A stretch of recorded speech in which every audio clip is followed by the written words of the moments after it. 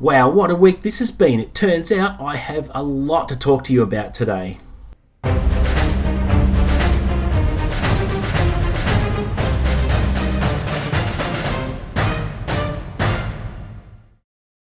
What's up guys, and welcome back to the channel. You're with Chris, and today I'll be wrapping up another brilliant week where I was super motivated to get the content out there, amongst other things. Maybe it has something to do with reaching the 500 subscriber mark recently, where my subscriber count is continuing to increase a little bit quicker these days, which is very good news for the channel. So what did I get up to? Well, first of all, I did put up my monthly wrap-up video for June, which was a very good month considering 99% of the time I was reading Brandon Sanderson books. It was a fantastic month. The highlight being, of course, Oathbringer, which I'll talk about in a moment. But the statistics for the month were pretty good, although I'm still a little bit short of my projected 100-page per day average count. I'm sitting at 98% or 98 pages per day, which isn't too bad, but still pretty productive. And got through a few books, and obviously did my book of the month as well, which of course was Oathbringer,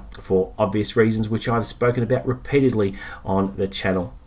I also put up a short this week all about the Kindle Paperwhite and a hack I discovered quite by accident some time ago, and I thought I'll share it because before I put up the video, I wanted to make sure that no one else who had provided hacks on the Kindle Paperwhite, I wanted to make sure that they hadn't discovered this one, so it was all original. So it was a very little known hack that I thought I'd share, and the video has done quite well. It's to do with tracking your reading, where you've got a menu option that allows you to see where you are in the book in terms of how much you've got to go on a specific chapter, how much you've got to go on the book itself, what page you're on, and location in the book. And instead of going into a menu, it's a single press of the button down in the bottom left-hand corner that changes it for you, which I thought was a brilliant hack to share with everyone, and has been getting some solid views there, which is really good. It's always good to share a hack that no one knows about, and I thought it was timely to do that. I also put up my review for Oathbringer, which is doing really well at the moment. I think at the time of filming this, it's just under 100 views, which for my channel, it is great news. It's doing really, really well. I go in a bit of detail on my thoughts and impressions and what I loved about the book. It was my book of the month for June, and the best part about that book is I didn't do it alone. I did a buddy read with John over at Talking Story, and I've talked about this repeatedly on the channel, where we had a blast with it, sharing our thoughts and impressions pretty much on a daily basis. And it gets even better because in the third week of July, I have been invited onto John's channel to have a chat with him, along with Laura from Fantasy Awash, to give us some education on some Cosmere connections, which I'm really, really looking forward to. So as the date gets closer, I'll promote that a little bit on the channel. Now, I also put up my review for Private Monaco, the 19th book in the Private series. Now, I've been pretty outspoken about how I felt about the last book in the series, and threatened to boycott the series if this next book wasn't any good, but I'm pleased to say that I did enjoy that, and the review has actually gone up today, being Sunday here in Australia, and I'm pleased to report that I will be continuing to read the series moving forward, so that's all good news there. I also finished a serialized novella coming from Guillermo del Toro and Chuck Hogan called The Boy in the Iron Box. Now, this particular novella was from Amazon Original Stories, and I love it when they come out with these, because last year I read a few horror stories that they released as well. Now, this one was released in 6 parts, so each part was about 20 to 25 pages each, and I smashed it. And I thought it come up on my radar unexpectedly, and I thought, I'm going to squeeze this in and read it. And it only took less than a day to read them all, and I'm going to be sharing my thoughts and impressions with you shortly. I'm aiming to have the video up by next Wednesday. I've done some searches on YouTube and BookTube in particular, and no one has talked about this book on BookTube. I aim to be the first to share my thoughts and impressions on this fantastic novella. It's short, it's intense, it's very graphic at times as well, so really looking forward to that. Also this week I put up a poll on my community page where I've been really looking at my thumbnails in recent times, and a lot of the time I've been putting up a picture of myself holding up a book that I reviewed in a particular video. Now, it's time consuming to actually get that right because I have to take about 10 or 15 pictures of me smiling at the camera, holding a book up to the camera. Sometimes it's hard to get the picture of the book right in terms of lighting issues and things like that. Having to go back into Photoshop and touch up things and crop and adjust the tone of the picture and apply filters and all that sort of thing. It does take time. And I thought, is it worth putting my face on the thumbnails, or is it worth just putting a picture of the book cover on instead? Now, I put it to the people and the result was pretty clear, where 83% of you opted for just having a picture of the book on the thumbnail as opposed to my mug on the thumbnail. And I've taken that feedback on board and have now started creating all my thumbnails with a book cover instead of me on the thumbnail. And I generally like to do all my thumbnails in advance before I even hit record on the camera, because if I find that I'm going to be reading a specific book, I always like to just jump on, quickly whip up a thumbnail and have it ready to go. And that is how the thumbnails will work moving forward, where I'll have nice big bold text as I have been, but instead of me, I'll have a nice picture of the book. And case in point, it has tended to work very well with the Oathbringer review in particular, where I have changed the thumbnail to that format. So it is a good decision. Thank you so much for the feedback. It means a lot, because it means now that I've got full license to just go ahead and just do my thumbnails with a book cover on the thumbnail instead. So it is all good. This week I also had a play around with my playlists. It was long overdue for a cleanup. It was an absolute mess. So what I've done is I've gotten rid of old obsolete playlists and have made up some new ones. So for example, with the Private Monaco review, I've put that under a James Patterson review playlist. I've also made one up for Stephen King. I've made one up for The Cosmere by Brandon Sanderson. I've made one up for horror book reviews, Stephen King book reviews, even Tom Clancy's Jack Ryan playlists as well. So I've just had a real clean up there, and I've started putting a pinned comment on review videos as well, saying for more Jack Ryan book reviews, you can go right here. So it takes you straight to the playlist, just to make things easier for everyone. And I think it was a good idea, but definitely long overdue. Now this week I've been pretty busy and have completed another book Nook. Now this one is an ancient Egyptian one, which is pretty cool. If you can see the side edge there, I have the back edge, another side edge, and the real standout is obviously the front. And it also, I'll just put a light on here so you can actually see inside, and here we go. Look at this.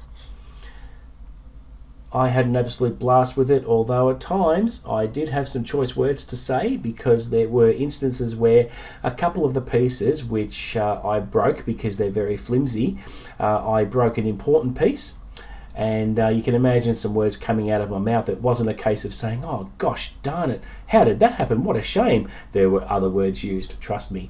But it was actually quite fun to do for the most part. Lots and lots of components have gone in here. The lighting was pretty challenging, but overall I'm pretty wrapped with the final result. The imperfections and things missing you can't see, which is the important thing, but I think it turned out quite well. And they are a lot of fun to do. Alright, now in terms of what I watched this week, I watched a documentary that really got my attention because it's only just been released, and it's called Brats. It is a documentary made by Andrew McCarthy, the prominent 80s actor who you all know about. And what it was about was that Brat Pack label that those young actors were burdened with back in the day. You had people like Judd Nelson, Demi Moore, Ali Sheedy, you had Emilio Estevez and Rob Lowe, mainly bracketed into this term that was coined by a journalist who wrote an article about Emilio Estevez in particular, and how he coined that phrase, which has haunted the actors since way back when. It was very, very interesting and insightful on how Andrew took a road trip and revisited some of his co-stars and key figures in the entertainment industry who all weighed in on how they felt about that Brat Pack label. And it was interesting how some of them felt that, Andrew in particular, how it limited his ambitions. So he had ambitions, but he held himself back because of that stigma around that label. It was the main stigma was that it was aimed as a derogatory term, but it was sort of misinterpreted, and he even spoke to the original journalist who wrote the article and confronted him about it. It was very, very interesting. It was good to see him catch up with his co-stars and what their take on it was. Some people mentioned that the Brat Pack label was an actual compliment, but the actors didn't see it that way, and it was just very, very interesting. Now, the term Brat Pack, I don't have much of a view about it. It didn't affect my enjoyment of their movies in any way, shape or form. I mean, The Breakfast Club is one of my favourite movies of all time. I've seen it countless times. I'm not judgmental towards the actors about the Brat Pack label. I knew of it, of course, but certainly didn't judge them on that. I just think the movies speak to themselves, so that was a really, really good watch this week. Now, at the moment, I am reading an indie novel called 80s Ghosts by V.S. Lawrence. Now, this is her first novel. I'm about 30% through. I aim to finish it by mid next week so I can put up a review by the end of next week. I'm enjoying it. Really taken in. The writing quality is great. I reached out to the author on her website and said, hey, look, I'm from Unlimited Reads.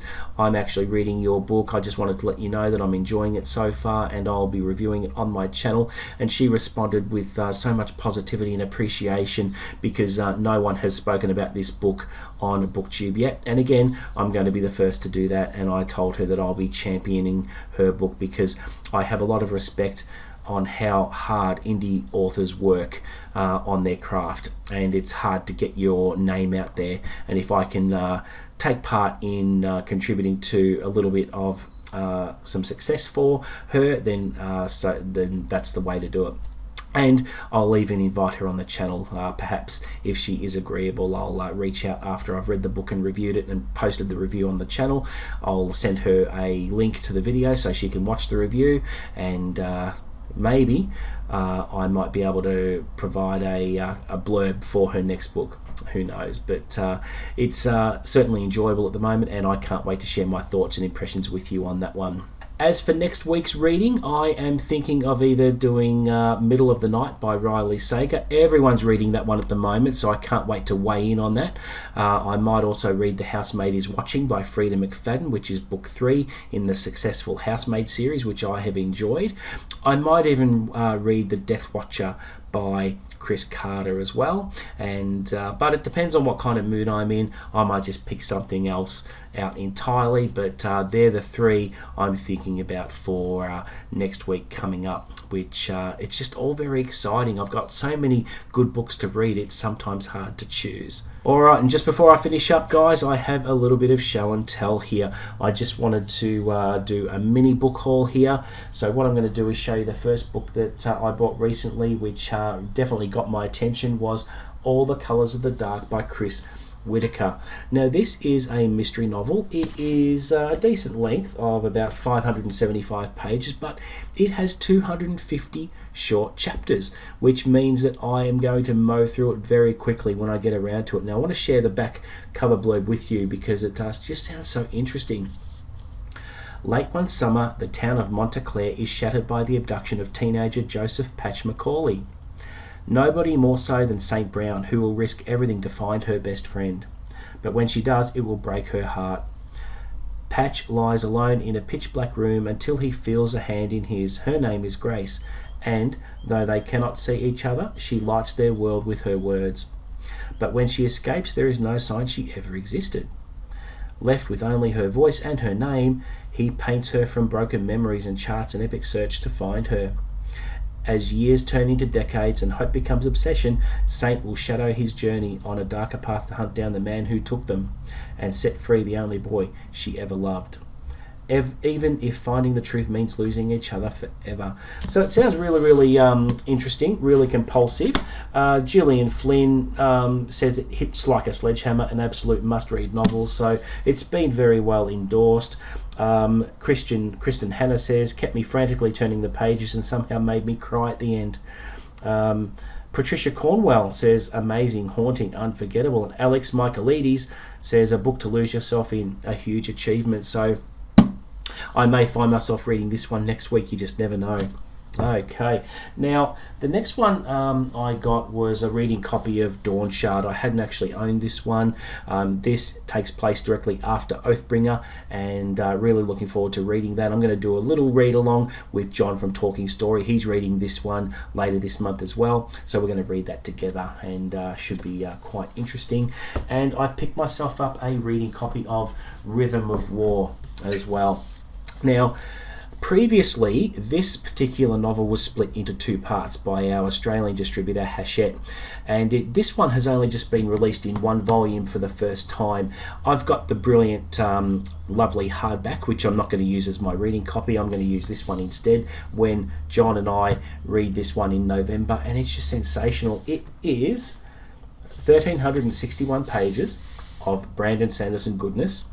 The cover art is sensational, but the most interesting thing I found in this one was the diagrams for the tower city of Uritharu, and it shows you some diagrams and just gives you a sense of scale on how big this tower is. In my head, I didn't picture it this big.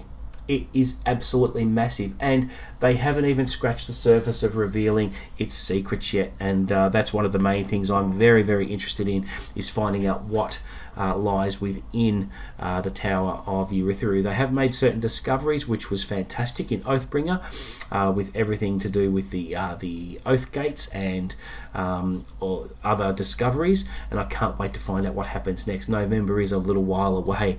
And finally, I had an indie author reach out to me. That was Patrick Weill. He wanted to know if I was interested in looking at his work, and I said, yeah, look, send me a couple of your books from this series you've written, and I'll make sure that I talk about it on the channel and review the books. And there's a good little series here. The first one is the Mazatlan Showdown, and it's about a team of two detectives who solve crimes. And we also have Bad Traffic as well, which the cover art for these is sensational. They're very slickly produced. The stock is very, very good. The font's nice and easy to read, and they're not overly long either. They're about 260 pages each. And I said, yeah, look, I'll review them for you. He was kind enough to pay for these out of his own pocket and bought me these on Amazon, and they arrived the other week. And yeah, it's just very humbling, and the least I can do is champion these books and give a little support to those indie authors out there, which I'm probably going to do a little bit more of on the channel. So if you are watching this, if you are an indie author, hit me up. My email is in the description below. If you want me to look at your work and review it on the channel, drop me a line, and we'll talk about it. If it takes my fancy, by all means send the books to me, and that will be great, because indie authors work really hard at their craft, and it's the least I can do to offer a little bit of support to them. So that is it for my weekly update for this week. Thank you so much for watching. Please don't forget to like and subscribe. Offer up any comments below as per usual. Please help me get to 1,000 subscribers. That would be great, and I'll promise to deliver the best content I can. But until the next video, guys, happy reading.